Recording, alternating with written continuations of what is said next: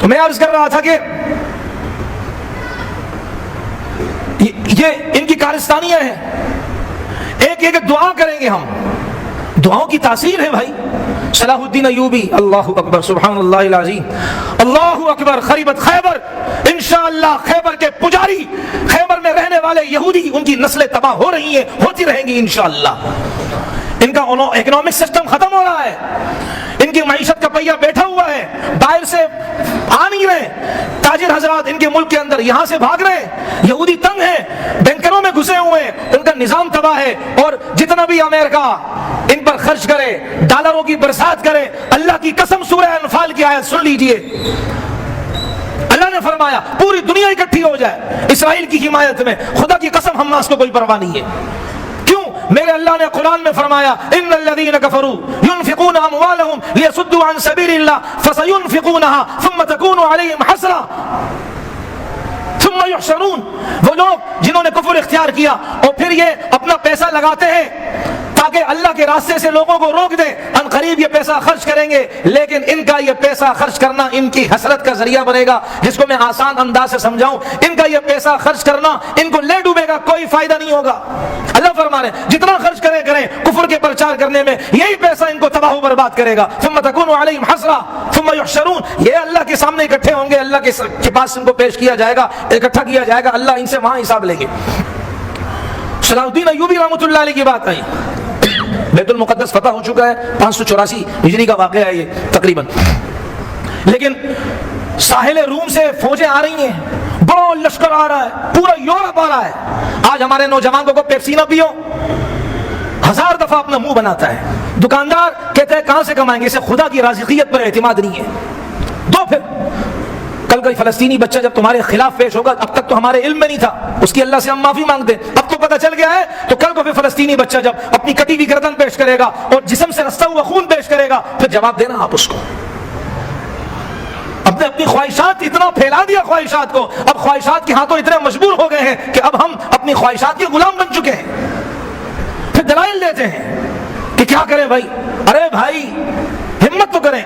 صلاح الدین ایوبی کی باتوں سے باتیں نکلیں گی, پورا یورپ آ رہا تھا. چلیں اس کے درمیان میں اور بات عرض کروں, اور یورپ میں, اور آپ کو پتہ ہے یہ کافر خصوصاً یہودی کتنی لوبنگ کرتا ہے, کتنا پروپیگنڈا کرتا ہے, کتنا جھوٹ بولتا ہے. آپ دیکھ لیں مغرب میں, یورپ میں, وہاں کا جو دجالی میڈیا ہے اپنے عوام کا ذہن خراب کر رہے ہیں مسلمانوں کے خلاف, یعنی کٹ بھی مسلمان رہے ہیں اور ظالم بھی مسلمان بنائے جا رہے ہیں. وہی قتل کرے وہی لے ثواب الٹا, وہ والا معاملہ ہے. تو سلطان صلاح الدین ایوبی رحمۃ اللہ علیہ کو پتا تھا بیت المقدس میں نے فتح کر لیا, یورپ صلیب کے پرستار ابھی آرام سے نہیں بیٹھیں گے, یہ اکٹھے ہوں گے. ظاہر بات ہے, ظاہری اسباب میں صلاح الدین ایوبی رحمۃ اللہ علیہ فکر مند تھے. یہ اتنا فکر مند تھا, اللہ کی قسم, اس کا جو قریبی ساتھی ہے قاضی بہاؤالدین شداد رحمۃ اللہ علیہ, وہ کہتے ہیں سلطان اتنا فکر مند تھا بیت المقدس کے بارے میں کہ اس کے جسم سے چکناہٹ والی چیزیں تیزی سے ختم ہو رہی تھی, اس کا جسم اندر سے خشک ہو رہا تھا, اور یہ خطرے کی بات ہوتی ہے. وہ القدس کی محبت میں اتنا جنون کی حد تک تھا. ہم سے بچی کی شادی میں فنکشن نہیں چھوٹتا, تیل مایوں مہندی نہیں چھوٹتی ہم سے. وہ کسی نے سچ کہا ہے, قرآن نے جو یہودیوں کے بارے میں جو اوصاف, ان کے برے اوصاف بتائیں, یہودی پرفیکٹ اسی طرح ہیں, لیکن قرآن نے مسلمانوں کے جو اوصاف بیان کیے, کیا مسلمان بھی ان اوصافوں پر پورا اترے ہوئے؟ یہودیوں کے بارے میں جو قرآن نے فرمایا, یہودی ایسے ہی ہیں, جھوٹے, خائن, دھوکے باز, دغا باز, مکاری, سود خور. لیکن مسلمانوں کے بارے میں بھی قرآن نے صفات بیان کی ہے, کیا ان صفات پر مسلمان ہیں؟ تیل مایوں مہندی وغیرہ سب کچھ تو ہو رہی ہے اس کے بچی کے گھر پہ, یہودیوں کے, ہندوؤں کے طریقوں پر. اور وہ یورپ ایسا اکٹھا ہوا تھا, سن لے وہ پیپسی پینے والے, پیپسی پہ بیچنے والے, کوئی بھی ہو, میرا دوست ہو, میرا رشتہ دار ہو, سب سن لے. ناراض ہو, اللہ کی قسم 100 دفعہ ناراض ہو, میں ان کو پیغام دینا چاہتا ہوں, دیکھو صلیب کی, بیت المقدس کی خاطر وہ صلیبی تھے, عیسائی کراس والے, لیکن ان کے دل میں قربانی کا جذبہ دیکھیے. سلطان صلاح الدین ایوبی رحمۃ اللہ علیہ کا زمانہ ہے, یورپ میں ایک بیوہ عورت, ایک ہی اس کا اکلوتا بیٹا تھا, کان میں آواز آئی, میں لوبنگ پر بات عرض کر دوں, میرے پروپیگنڈا کیا کیا گیا. عیسائیوں کیا مشہور ہے کہ ان کے مختلف فرقے ہیں. ایک فرقے کا نظریہ یہ کہ عیسیٰ علیہ السلام کی قبر القدس میں, بیت المقدس کے علاقے میں ہے, اور انہوں نے سونے کی تختیاں لگائی ہوئی ہیں, اور اور ان کا اپنا ہی جو پادری تھا سلطان صلاح الدین ایوبی رحمۃ اللہ علیہ، جب بیت المقدس کو فتح کیا تھا، فرمایا تھا کسی بھی مسلمانوں کے علاوہ کسی بھی قوم کے مذہبی عبادت خانوں کو چھیڑا نہیں جائے گا۔ اللہ کی قسم یہ صرف اسلام ہمیں سکھاتا ہے۔ اب وہ سونے کی تختیاں لگی ہوئی، اب عیسائی پادری اس کی تو دکان بند ہو گئی نا، اب جاتے ہوئے اس نے وہ سونے کی تختیاں چھپا لی، لے گیا، جیسے ہمارے یہاں مجاور کرتے ہیں، 2 نمبر فراٹیے کرتے ہیں، وہ لے گیا۔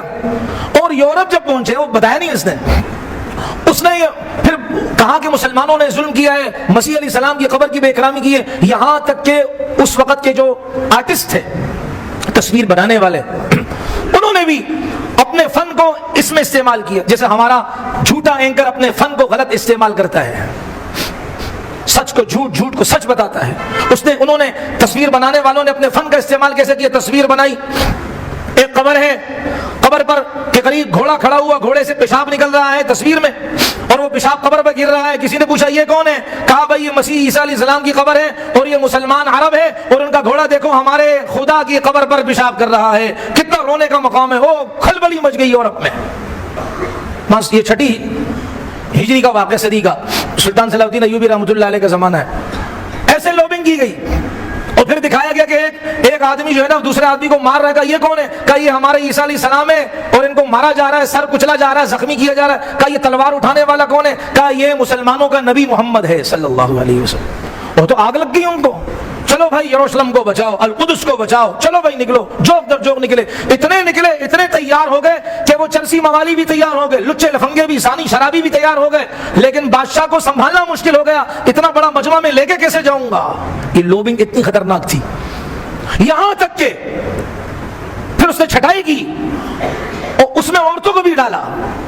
ایک اکیلی عورت اپنے تاجروں سے، خدا کے لیے عرض کر رہا ہوں کچھ تو سبق حاصل کرو، دکان والے بھائی کچھ تو سبق حاصل کرو، اپنی طرف سے کوشش تو کرو، مدد اللہ کی ذات کرے گی۔ فَإِذَا عَزَمْتَ